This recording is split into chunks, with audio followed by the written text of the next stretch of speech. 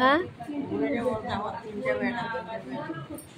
Good morning বন্ধুরা। দেখো আজকে অনেকদিন ধরে তোমাদের সঙ্গে ভিডিও শেয়ার করতে পারছি না আমি, কারণ হচ্ছে আমার এই মাকে নিয়ে খুব ব্যস্ত ছিলাম, তাই আমি ভিডিও তোমাদের সঙ্গে শেয়ার করতে পারিনি। দেখো স্যালাইন চলছে। যাই হোক, আজকে একটু মা ভালো আছে, তাই তোমাদের সঙ্গে শেয়ার করব আজকে ভিডিওটা। মা ওঠো মাসে, ওই হাত দাও। আজকে একটু ভালো লাগছে। জামাটা তোলো ওইদিকে, ওই কাদের।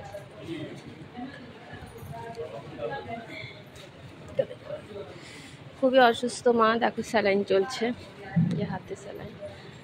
তা খুবই অসুস্থ, কিছু করার নেই। আমি তো ভিডিও তোমাদের সঙ্গে শেয়ার করতে পারছি না, মাকে নিয়ে খুব এর মধ্যে রয়েছি। তাই আজকে একটু ভালো আছে, তাই তোমাদের সঙ্গে একটু শেয়ার করছি ভিডিওটা। তাই সকালবেলা কিছু এই খাওয়া দাওয়া বন্ধ হয়ে গেছিলো মার, একটুখানি ক্রিয়েটিনিন বেড়েছে বলে, তাই বললো একটু ডাব খাবে, তাই ডাব নিয়ে এসেছি। ধরো, আমার পাইপটা মা পড়ে গেল জানো নিচে, তুমি এইভাবে খাও। এই একদমই কিছু খাচ্ছিল না, তাও এখন একটু খাওয়ার পিপাসাটা এসছে। স্যালাইনের মধ্যে ওষুধ দিয়েছে, তাই ডাবটা খাচ্ছি, তোমরা দেখতে পাচ্ছ। আর তোমরা সবাই প্রে করো যে আমার মা সুস্থ হয়ে উঠুক, আমি তোমাদের সঙ্গে যেন ভিডিও শেয়ার করতে পারি। তোমরা আমার পরিবারের একজন, তাই পরিবার থেকে অনেক দিন আমি বিচ্ছিন্ন ছিলাম এই মায়ের জন্য। আমার ডাবটা নোনতা আছে, কচি আছে তো, দেখো। তাই ডাবটা খাচ্ছে মা, তোমাদের সঙ্গে শেয়ার করছি। জানি না আবার খাওয়া দাওয়া কবে ফুল করতে পারবে। একদমই খাওয়া দাওয়া বন্ধ হয়ে গেছিলো মার, শরীরটা খুবই খারাপ মার, দেখতে পাচ্ছ। একটা সরকারি হসপিটালেই ভর্তি করেছি, মা সরকারি হসপিটালেই ভর্তি রয়েছে, দেখতে পাচ্ছ। এই হচ্ছে খেতে মানে অল্প অল্প করেই খাচ্ছে, তাই ডাক্তারবাবু বললেন যে আর স্যালাইন দেবেন না, এখন আর স্যালাইনটা খুলে দেবেন। আর এই জন্য মুখে এখন খেতে বলেছে সব কিছু।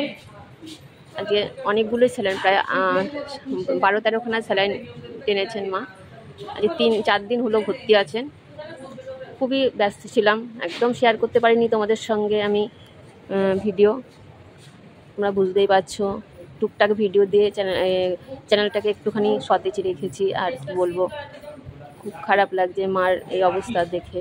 তোমরা একটু সবাই ঠাকুরের কাছে প্রে করো যাতে মা সুস্থ হয়ে উঠতে পারে আমার।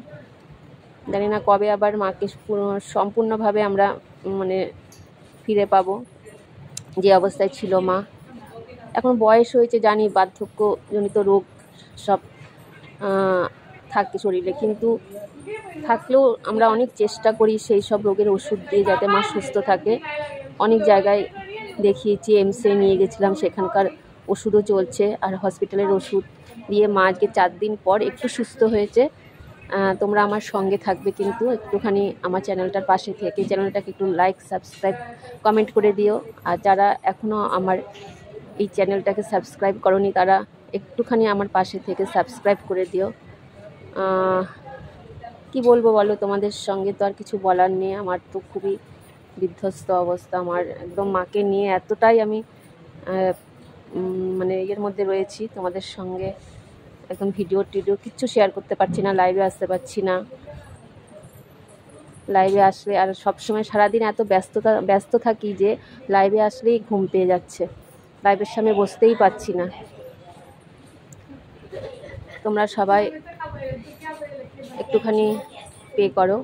আর আজকে অষ্টমী, কালকে নবমী, আজকে অষ্টমী পুজো, অন্নপূর্ণা পুজো, তাই বলেছি বোনকে একটুখানি অন্নপূর্ণা পুজোর প্রসাদ নিয়ে আসতে। আমাদের হনুমান মন্দিরে পুজো হয়, সেখানে আজকে অন্নপূর্ণা পুজোর একটু প্রসাদ নিয়ে আসবে, মা খাবে হয়তো, খেলে তো খুবই ভালো। যাই হোক, এই হচ্ছে আজকে আমার ভিডিওটা তোমাদের সঙ্গে শেয়ার করলাম। তোমরা আমার পাশে থেকো, আর সব সময় একটুখানি আমার মার সুস্থতা কামনা করো, এটাই বলবো। খেয়েছ? চলো, খাওয়া হয়ে গেছে, এবার এটা ফেলে দেবো। এই হচ্ছে ব্যাপার, তোমরা পাশে থেকো, সুস্থ থেকো।